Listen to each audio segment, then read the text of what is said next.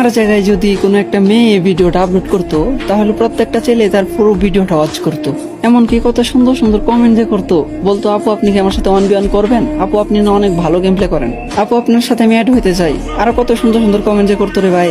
কিন্তু একটা ছেলে সারাদিন কাজ করার পরেও কত সমস্যার ভিতর দিয়ে একটুখানি ভিডিও করার চেষ্টা করে, ভিডিও করে যখন আপলোড করে যে এইটার আশায় যে হয়তো বা তারও অনেক ভালো ভালো ভিউজ আসবো, অনেক লাইক কমেন্ট শেয়ার আসবো।